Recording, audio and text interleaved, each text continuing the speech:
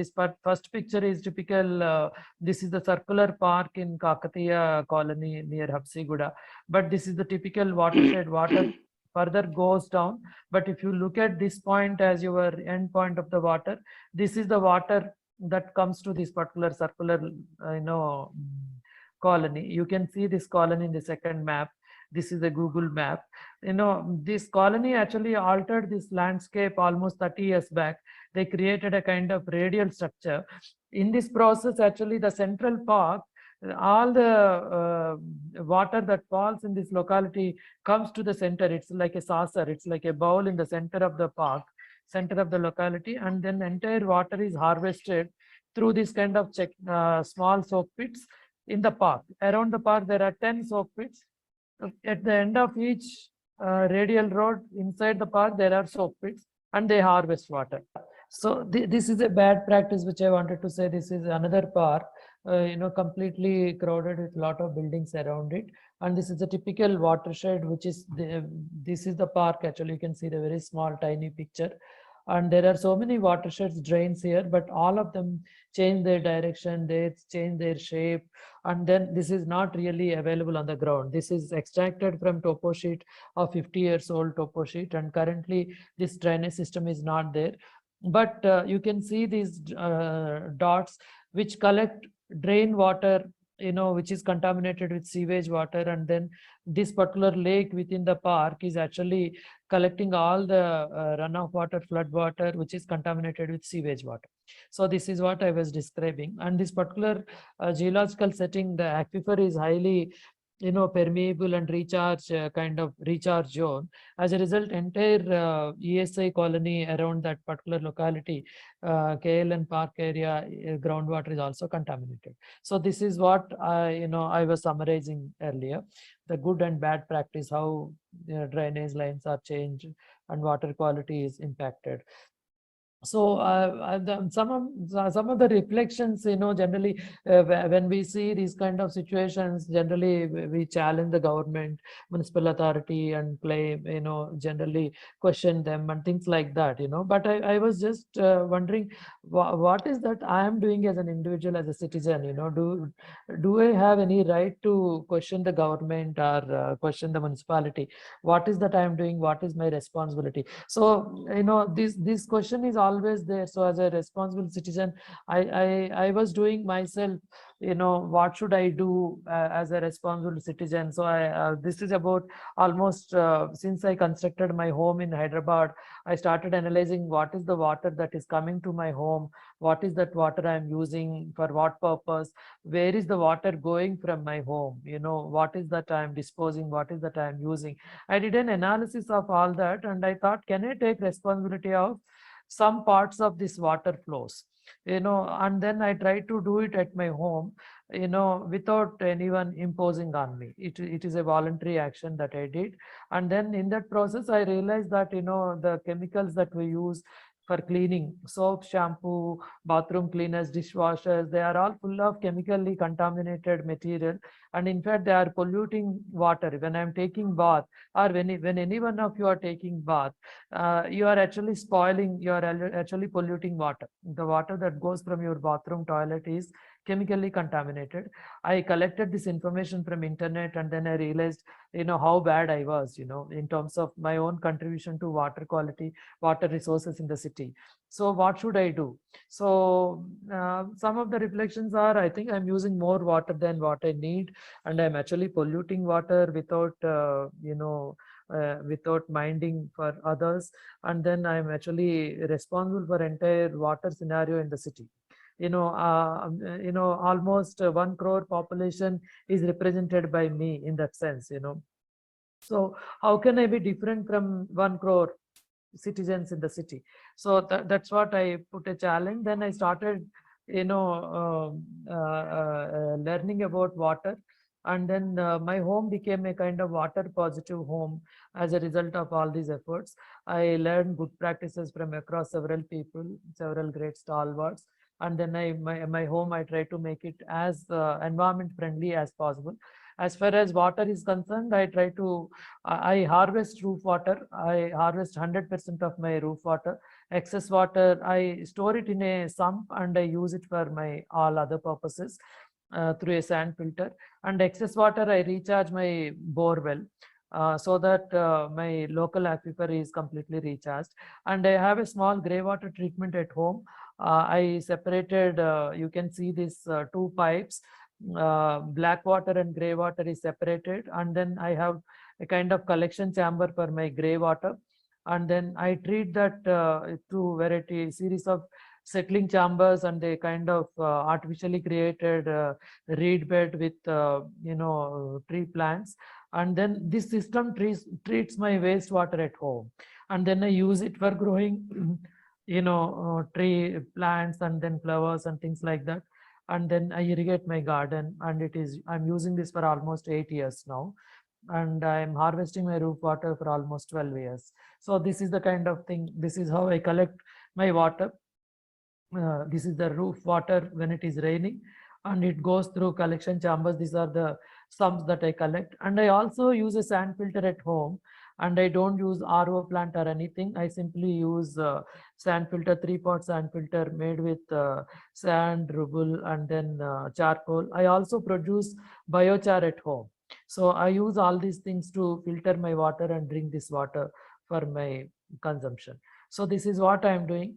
And I also learned that, my soaps, shampoos, and bathroom cleaners, they are full of chemicals. What is the alternative? So I started, making bioenzymes, using, flowers, leaves, fruits, and, vegetables. I ferment them. And then with that, I make very good bioenzyme. They are excellent natural cleaners. I use a variety of other natural foaming agents, natural thickening agents, and then I make variety of cleaning products, including detergents, for floor cleaners, bathroom cleaners, and I also body wash and hand wash. And I'll go to another thing. This is the latest product, Charu Kesi. Those who know Sanskrit, one of the ancient languages of the world, Charu means good and healthy. Kesi means hair. That means somebody who has healthy hair. That person is called Charukesi. It is also one raga in Karnataka style of music. So I named this product as Charukesi, which is as tender as lotus flower, and which is as good as a smooth healthy hair. If you use it, you will get it. I'm using it for last 3 years with so many experiments. I also collect separate plastic waste, and then dry and wet waste. I make eco bricks, and then constructed a small room in the home. And then this is what I'm doing as a person. And I thought this is definitely the individuals can do it as a responsibility at individual level. Then we can ask for rights of the other people. So I based on this experience at individual level, I challenge the citizens, my neighbors, my other fellow citizens in the city. Are we sensible in our water use, water understanding? How long do we spoil our local waters? How much do we invest money and then get water from few kilometers, few hundreds of kilometers away? Are we sensible in doing that? Why are we not investing on water systems that are nature based, that require low operational costs? Why are we investing on systems which require high expensive mechanized electricity based systems? Why are we not promoting local water systems?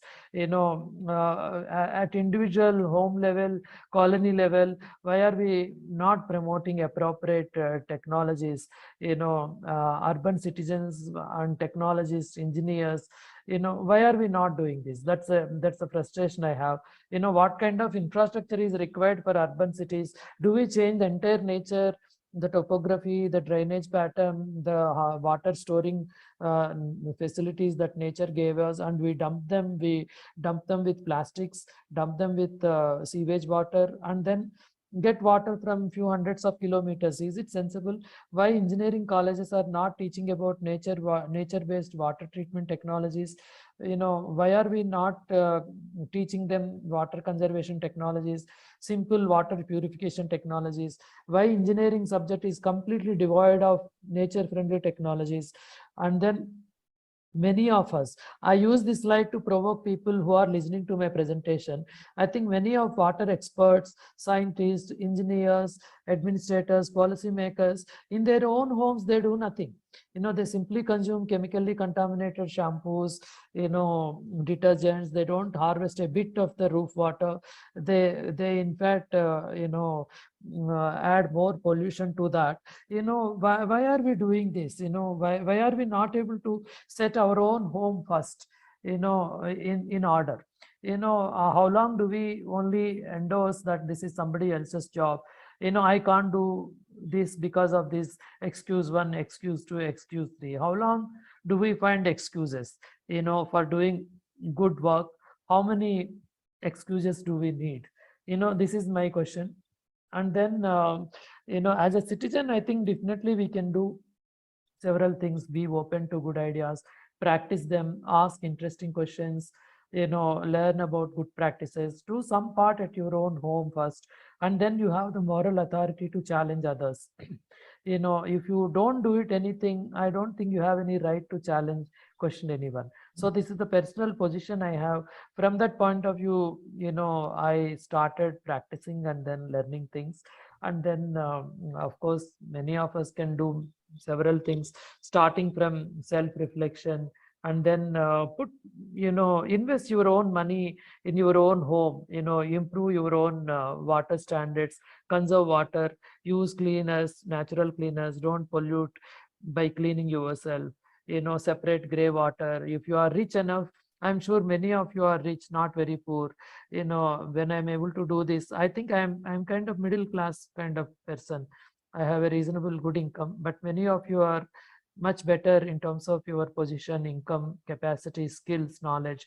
Invest some money from your own pocket on conserving water, buying natural cleaners, avoiding plastic, adopt a lifestyle that is water friendly.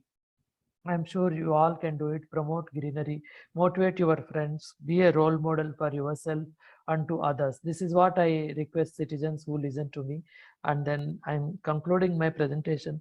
When I was thinking about the sharing, this particular session, when Vijay Garu asked me about this, I was wondering what should I share, because most of you seem to be experts on urban infrastructure, working on plumbing and water conservation engineering technology. I want you to feel little guilty if you are not conserving water, if you are polluting water. I think I have the moral right to make you feel guilty if you are that. If you are a good practitioner, I'm very happy to join you, and I celebrate your glory along with my glory. So I think I stop here, and I invite any questions, any brickbats. Thanks very much for your patient listening.